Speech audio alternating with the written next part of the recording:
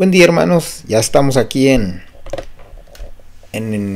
Mateo capítulo 24, 51 versículos muy interesantes. De hecho son capítulos que aún entre eruditos hay bastante discrepancia en denominaciones, pero vamos a ver qué el Espíritu Santo del Señor nos revela el día de hoy, qué nos dice, qué nos va a hablar la Biblia.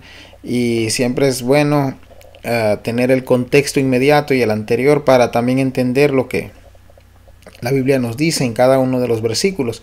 Así que voy a hacerlo de una manera leída, tomaré algunas pausas.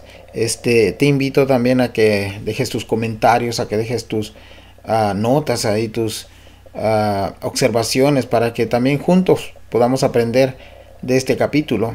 Y es muy interesante porque cada vez más los capítulos se van extendiendo en versículos, pero recordemos que originalmente la Biblia era no traía números ni capítulos, era una sola pieza, ¿verdad?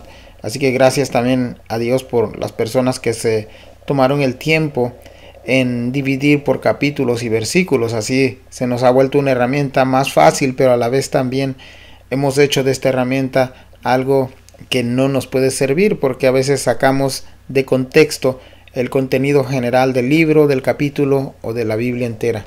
Así que vayamos rápidamente a Mateo 24, y dice así el primer versículo: Cuando Jesús salió del templo y se iba, se acercaron sus discípulos para mostrarles los edificios del templo. Respondiendo él les dijo: ¿Veis todo esto? De cierto os digo que no quedará piedra sobre piedra que no sea derribada.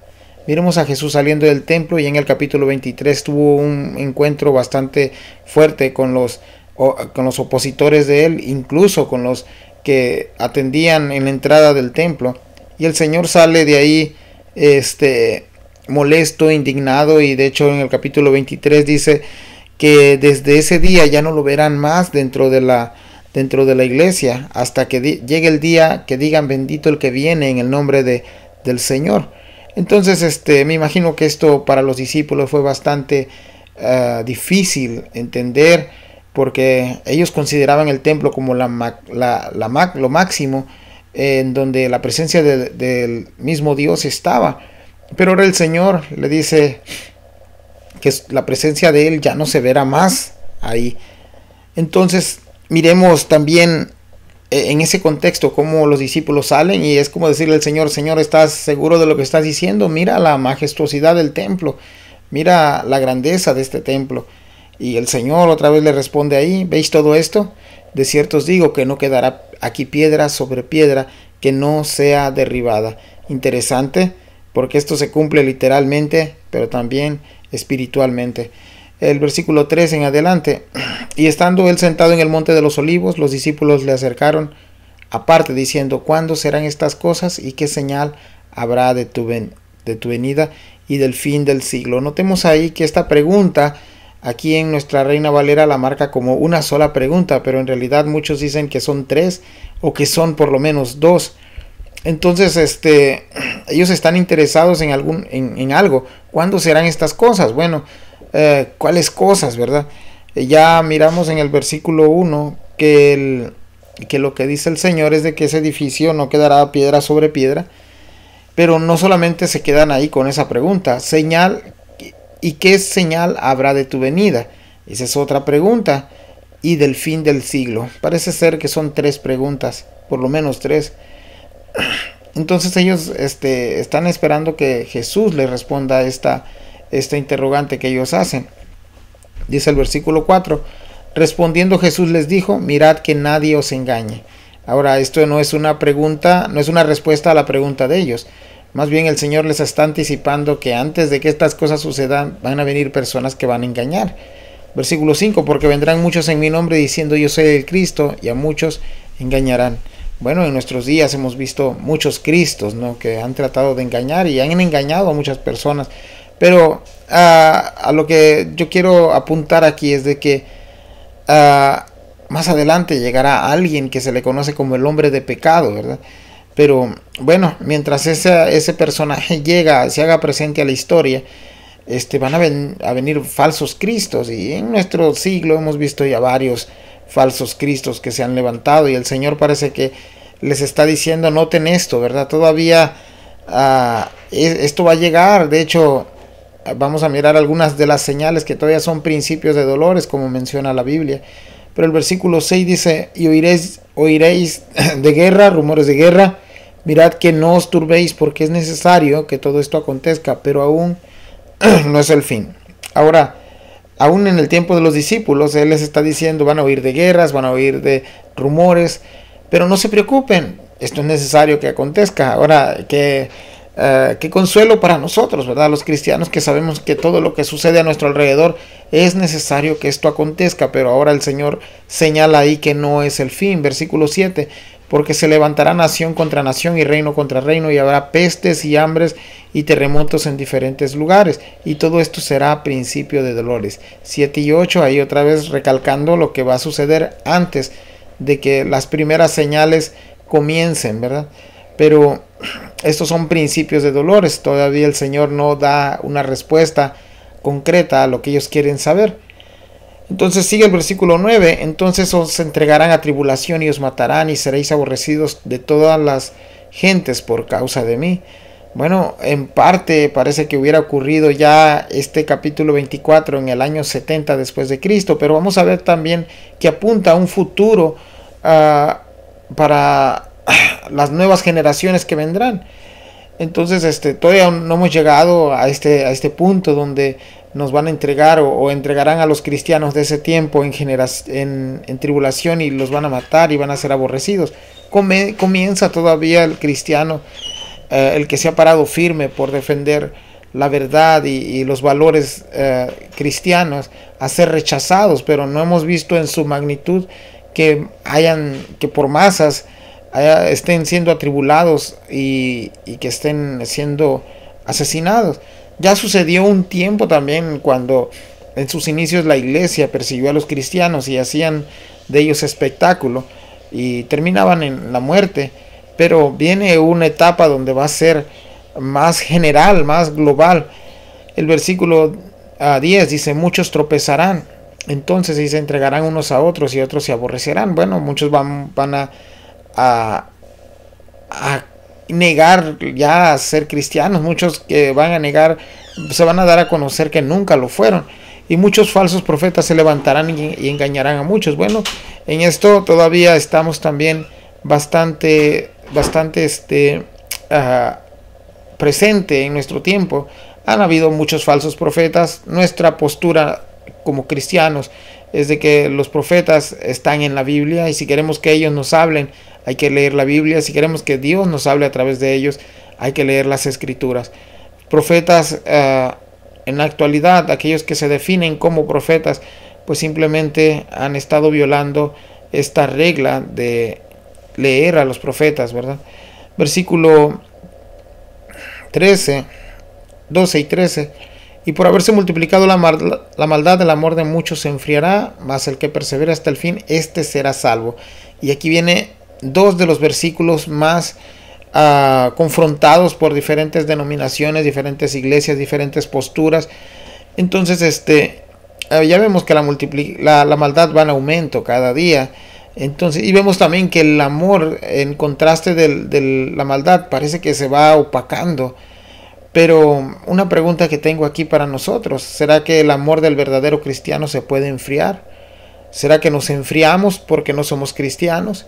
Y muchas veces sí hemos llegado a ese punto de decir que nos hemos enfriado. El detalle está de que cómo estamos nosotros invirtiendo nuestra relación con Jesús, cómo pasamos tiempo con Él, dónde está fundada nuestra fe, recordar todo eso. Pero sí vendrán desánimos también como cristianos y como humanos, eso lo entendemos perfectamente. Pero cuando lleguen esos momentos hay que también entender que tenemos un Dios que es nuestra roca fuerte, nuestro pronto auxilio en las tribulaciones. Entonces no estamos solos. Pero el versículo 13, aquí viene uno de los textos que más controversia se usa para debatir si nuestra salvación se pierde o no. Dice el 13: mas el que persevere hasta el fin, este será salvo. Y aquí tenemos que también entender el contexto anterior y el inmediato. Entonces Jesús está hablando, les está respondiendo, aún no comienza con la respuesta de lo que ellos quieren saber. La primera pregunta de ellos fue: ¿cuándo sucederán estas cosas y qué señal habrán de tu venida y del fin del siglo? Hasta ahí nada más podemos ver que el Señor no está hablando de una salvación de eterna, sino que más bien estamos viendo de que nos está anticipando de que debemos de cuidarnos de estas cosas que van a venir. Y claramente nosotros miramos ahí que el Señor está tratando un tema de que tiene el cristiano debe de estar preparado. Enseguida le va a decir que cómo van a ser salvos estas personas de la catástrofe que le va a caer a Jerusalén. Y se ha tocado este tema para decir que muchos pueden perder su salvación. Entonces, una de las preguntas que puedo hacer aquí también es: ¿perseveramos para ser salvos o somos salvos porque perseveramos? O también podríamos preguntarnos otra cosa: ¿estamos perseverando porque ya Dios nos dio la salvación? Entonces, podemos mirar este texto de diferente forma. Yo no sé cuál sea tu postura. Mi postura es de que el texto está hablando de lo relacionado al tema. Y claro, ahorita el Señor más enseguida va a decir algo que va a caer 70 años. En el año 70 viene una destrucción para la ciudad, y creo que aquí encaja perfectamente este versículo. Más adelante estaré tocando ese punto. El versículo 14: y será predicado este evangelio del reino en todo el mundo para testimonio en las naciones, y entonces vendrá el fin. Ahora aquí viene otra de las señas de que el Señor dice: entonces vendrá el fin, pero se necesita ser predicado el evangelio en todo el reino del mundo. Entonces, ¿será que ya llegamos a ese tiempo? ¿Aún estamos a la mitad? Con tanta tecnología y tanto avance, ¿será que ya cubrimos parte de llegar a los últimos rincones de la tierra para que este evangelio sea predicado? ¿O será que tenemos que vivir este evangelio para que los demás miren en nosotros ese cambio que Cristo hace en nuestra vida? Versículo 15: por tanto, cuando vais en el lugar santo, la abominación desoladora del que habló el profeta Daniel, el que lea entienda, entonces los que están en Judea huyan a los montes. Y aquí viene algo de lo que también este capítulo es bastante controversial: la abominación desoladora. Algunos a partir de aquí ponen fecha, porque en el libro de Daniel se nos hablan de semanas para la crucifixión y muerte del Mesías. Entonces hay que entender también que hay parte de lo que se va a cumplir aquí en esta generación de Jesús, pero otra parte se va a cumplir en un futuro.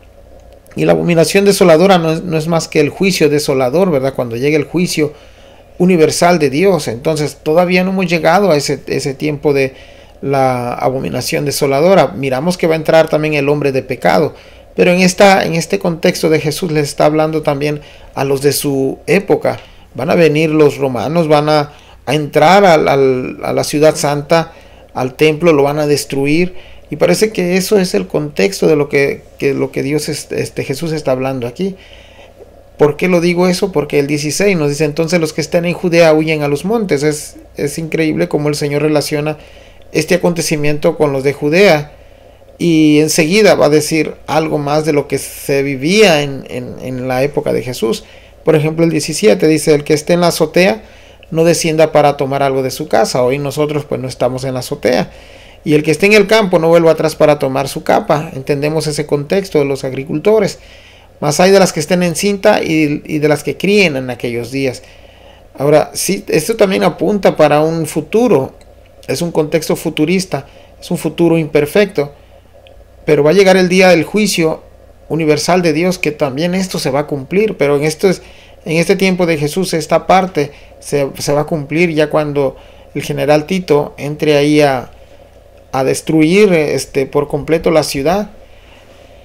Y luego dice: orad pues que vuestra huida no sea en invierno ni en día de reposo. Y aquí también esto es un buen indicativo para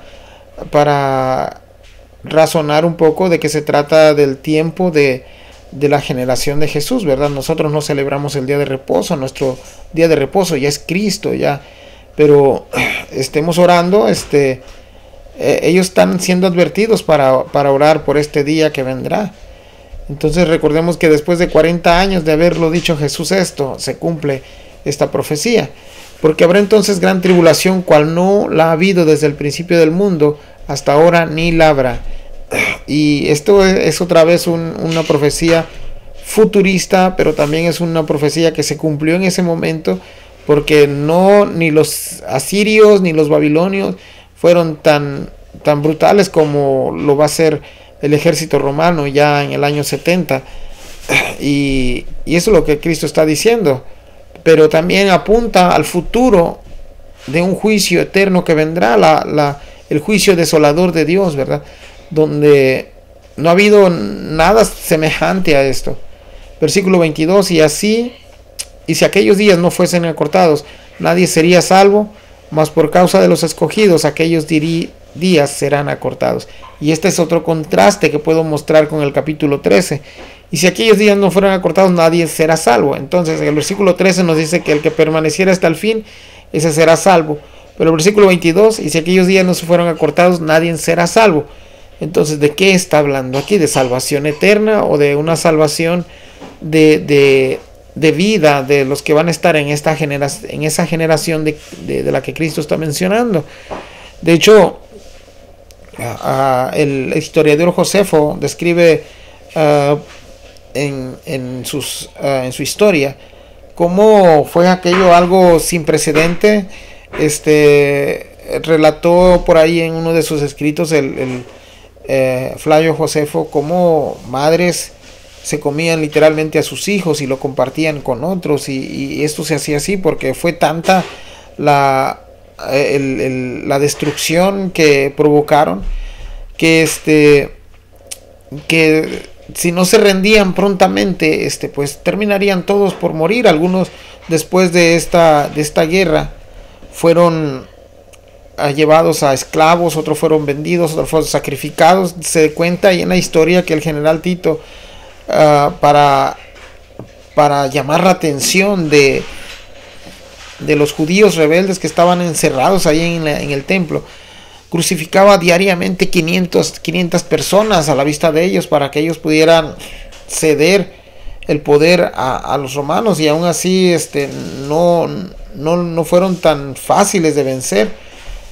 A estos judíos se les llamó celotes, y parece ser que uno de los discípulos de Jesús se formaba parte de este grupo celote, ¿verdad? Era la causa rebelde de los que peleaban por la libertad de Roma.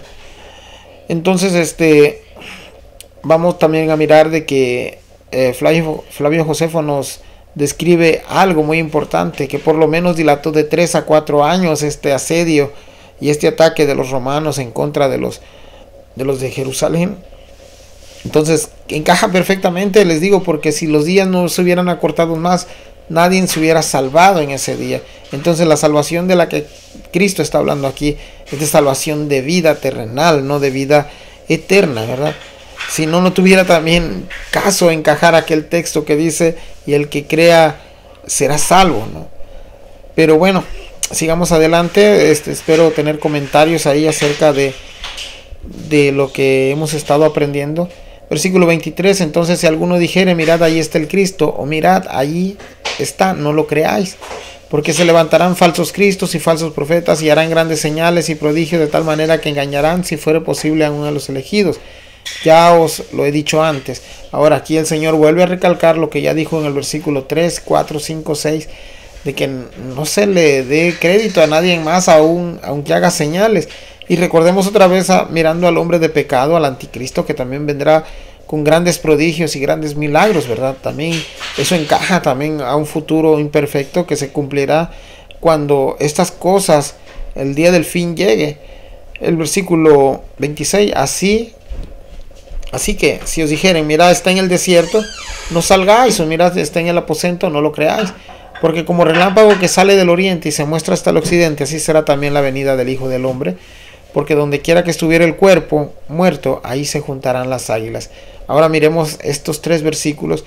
Así que os dijeren, mirad, está en el desierto, no salgáis, o mirad, está en los aposentos, no lo creáis. Hablando de aquellas personas o de aquel hombre que se va a hacer pasar por Jesucristo o por el Mesías. Versículo 27, porque como el relámpago que sale del oriente y se muestra del occidente, así será también la venida del Hijo del Hombre. Ahora, recordemos que no será en secreto. El relámpago vemos cómo sale y cómo de un lado se mueve a otro. Me imagino que lo que está hablando aquí es de lo imprescindible que va a ser esta venida, lo evidente que va a ser esta venida, lo inminente, que no habrá retardo, que el Señor va a cumplir esta promesa en el día de su venida, porque va a ser a la vista de muchos y va a ser también, todos nos vamos a quedar sorprendidos cuando esto suceda. Ahora el versículo 28 dice, porque donde quiera que estuviera el cuerpo, ahí se juntarán las águilas. Interesante, esta es una retórica o una metáfora de que todos sabemos que donde hay un cuerpo muerto, ahí se juntan las águilas. Es como que si el Señor les dijera, todo lo que les he dicho, así se va a cumplir. Esto también es una retórica que Jesús usa ahí como para ilustración, ¿verdad? De que todo lo que ha dicho se va a cumplir. Así como las águilas se juntan donde hay un cuerpo muerto, así también lo que ha dicho Jesús se tiene que cumplir. Versículo 29. E inmediatamente después de la tribulación de aquellos días, el sol se oscurecerá y la luna no dará su resplandor y las estrellas caerán del cielo y las potencias de los cielos serán conmovidas. Versículo 29, estamos viendo ya el regreso del Hijo del Hombre, cómo va a ser y qué es lo que va a suceder, y aquello va a ser aterrador para algunos y a lo mejor esplendoroso para otros, ¿verdad? Aquí el versículo 29 dice, después de la tribulación de aquellos días, miremos ahí que los elementos como el sol, la luna, las estrellas, las potencias del cielo, entonces vemos cómo todo esto se va a estremecer a la presencia de la llegada del Hijo de Dios. El versículo 30, entonces aparecerá la señal del Hijo del Hombre en el cielo, y entonces lamentarán las tribus de la tierra y verán al Hijo del Hombre viniendo sobre las nubes del cielo con poder y gloria. Ahora, esta es una descripción genial y majestuosa de parte de Jesús. Lo que Jesús está dando aquí, que cuando estas cosas sucedan va a haber una señal en el cielo. ¿Cuál señal será? No la sabemos. A lo mejor va a ser el mismo cielo dándole entrada, paso al Hijo de Dios, a la segunda persona de la Trinidad. Y yo me imagino que las mismas luces del cielo van a servir como entrada, como juegos pirotécnicos de hoy en día. O me imagino que el cielo va a estar alumbrando la entrada majestuosa de nuestro Rey, nuestro Señor. Y el versículo 30 también nos dice que llegará con poder y gran gloria. Versículo 31, y enviará sus ángeles con gran voz de trompeta y juntará sus escogidos de los cuatro vientos desde un extremo del cielo hasta el otro. Vemos ahora ya el contexto ha cambiado, ya está hablando en un sentido universal y general. Y aquí la trompeta para juntar a sus escogidos es de los 4 puntos cardinales de la tierra, desde un extremo del cielo hasta el otro, dice ahí el versículo 31. Ahora viene otra metáfora y otra figurativa del Señor. De la higuera aprended la parábola, cuando ya sus ramas se tiernan y brotan las hojas, sabéis que el verano está cerca. Ahora, para ellos era esto algo que tenían ellos conocimiento, como la higuera iba a brotar sus ramas y como cuando está tierna, y como cuando estas son señales de que este tiempo se va a acercar, ya el verano va a estar cerca cuando la higuera de estas cosas. El Señor ha anticipado antes cómo será su regreso. Así también vosotros, cuando veáis todas estas cosas, ahí los aclara en el 33, conoced que está cerca a las puertas. De cierto os digo que no pasará esta generación hasta que todo esto acontezca. Y aquí hay otra interrogante, ¿a qué generación se está refiriendo el Señor? Bueno, a mi entender parece que es de la generación que esté presente cuando Cristo Jesús vuelva en gloria, no de la que ya ha hablado antes del tiempo de Jesús, en el año 70 del asedio de Roma a Jerusalén. Ahora 35, y creo que es una firma del Señor Jesús: el cielo y la tierra pasarán, pero mis palabras no pasarán. Parece que el Señor está confirmando ahí lo que va a suceder, y es una firma garantizada del Señor que se cumplirá. Versículo 36, pero el del día y de la hora nadie sabe, ni aun los ángeles del cielo, sino solo mi Padre. Y este texto también es un poco complicado porque muchos dicen que si Jesús era Dios, ¿por qué Él no sabía estas cosas? Bueno, en mi opinión es de que también el Señor dijo más adelante, mi Padre y yo uno solo, somos uno solo. Entonces es cosa que entre Él y el Padre sí lo saben, pero no lo va a revelar aquí. Y otra de las posturas es de que dicen de que Jesús en su calidad de hombre estaba limitado a saber todos los planes acerca del Padre. Bueno, ahí lo dejo ahí para que nosotros podamos responder esta interrogante. Pero una cosa sí sabemos, de que la hora no se nos ha revelado ni el día, solamente es algo que Dios Padre conoce. Versículo 37, más como en los días de Noé, así será la venida del Hijo del Hombre. Ahora hace un paralelismo aquí con la historia de Noé, y yo me imagino que ellos ya conocen esta historia, así como muchos de los cristianos nuestros de nuestro tiempo, y es interesante cómo el Señor hace este paralelismo, ¿verdad? Porque empieza a decir, porque como en los días antes del diluvio estaban comiendo y bebiendo, casándose y dando en casamiento hasta el día en que Noé entró en el arca. Bueno, ellos llevan una vida disque normal, ya Noé les había predicado. Y el versículo 39 dice, y no entendieron hasta que vino el diluvio y se los llevó a todos, así será también la venida del Hijo del Hombre. Bueno, no fue repentino para Noé, porque Noé entendió y obedeció y entró. Pero sí fue repentino para estas personas. Nunca había llovido en el tiempo de Noé. Sin embargo, comienza a llover y pues toda la gente quiso entender a esa hora y ya era demasiado tarde, ¿verdad? Lo mismo para nosotros, se nos habla de un infierno eterno y nunca lo hemos visto, simplemente hemos oído. Para muchos es algo que no va a suceder. Para nosotros los cristianos sabemos que es una doctrina fundamental en la fe cristiana. Y sabemos que ese día llegará, estamos seguros. Jesús fue uno de los que habló más acerca del infierno. Así que miremos esta advertencia muy concreta de parte de Jesús. Entonces, el versículo 40 dice, entonces estarán dos en el campo, el uno será tomado y el otro será dejado. ¿Qué significa esto? Vamos a mirar el versículo 41, dos mujeres estarán moliendo en un molino, la una será tomada y la otra será dejada. Entonces miramos aquí que en el contexto es de que van a haber personas trabajando en el campo o en el molino. En nuestro día a lo mejor pudiéramos decir en las fábricas o en los restaurantes o en los hoteles, y la que sea hija de Dios pues va a ser tomada, ¿verdad? Y la que no va a ser dejada. Aquí hay dos tipos de personas, una que creyó y otra que no creyó. El versículo 42, velad pues porque no sabéis a qué hora ha de venir vuestro Señor. Ahora, esta palabra velad es que siempre estemos pensando en esto que va a llegar. A continuación el Señor va a dar ejemplos aquí. Pero sabed esto, que si el padre de familia supiese a qué horas el ladrón habría de venir, velaría y no dejaría minar su casa. Bueno, eso lo entendemos perfectamente. Por tanto, también vosotros estad preparados, porque el Hijo del Hombre vendrá a la hora que no pensáis. Ahora, Noé prácticamente ya conocía el plan de Dios, que iba a haber un diluvio, y creyó, y cuando se le dijo entró y no lo dudó. Nosotros también tenemos esa seguridad que Dios nos ha preservado hasta el fin. La perseveración de los santos es muy importante aquí, porque es Dios quien nos preserva, no son nuestros méritos y fuerzas, es Dios por medio de su amor, por medio de su perdón y nuestro arrepentimiento y haber creído con fe hacia Él es lo que nos va a perseverar hasta el fin.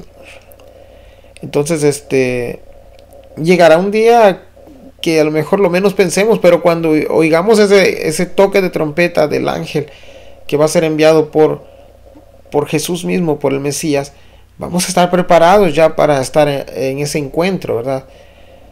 Versículo 45, ¿quién es pues el siervo fiel y prudente, el cual puso su Señor sobre la casa para que les dé el alimento a tiempo? Ahora el Señor hace dos contrastes aquí de un siervo fiel y de uno infiel, y vamos a mirar cómo el Señor va a tratar al siervo fiel. Bienaventurado aquel siervo el cual cuando su siervo venga la hallaré haciendo así. De cierto os digo que sobre todos sus bienes los pondrá. Versículo 48, pero si aquel siervo malo dijera en su corazón, mi señor tarda en venir, y comenzara a golpear a sus consiervos y a comer y a beber con los borrachos, vendrá el señor de aquel siervo en día que éste no espera y a la hora que no sabe, y los castigará duramente y pondrá su parte con los hipócritas. Ahí será el lloro y el crujir de dientes. Una vez más, y hago esta comparación en general, dos siervos. Uno no se preocupa a la hora que llegue su señor porque está haciendo el bien, pero el otro está haciendo mal, y si llega su señor no va a saber ni el día ni la hora. Lo menos que le interesa es de que llegue el señor. Es cuando para esta persona va a ser inoportuno, ¿verdad?, la llegada del señor. Y miramos cuál va a ser la recompensa. Para uno la recompensa es ponerlo por encima de otras cosas, pero para el otro es ponerlo en el lugar donde hará lloro y crujir de dientes. Y esto es como hablando, aunque no le especifica ahí que es el infierno, ya el Señor más adelante hablará que hay un lugar donde es el lloro y el crujir de dientes. Así que hasta aquí hemos quedado con el capítulo 24, muy largo, 51 versículos, pero muy interesante lo que el Señor nos muestra, y esperamos de que Dios siga hablándonos a nuestra vida, que sigamos aprendiendo los unos de los otros. Deseo que pases un buen día, hermanos. El día de mañana, el capítulo 25 lo expondremos en la iglesia, y primeramente Dios seguiremos ahí con los capítulos de Mateo y entraremos ya en el libro de Marcos en algunos días, y vamos a estar aprendiendo mucho más. Dios te bendiga.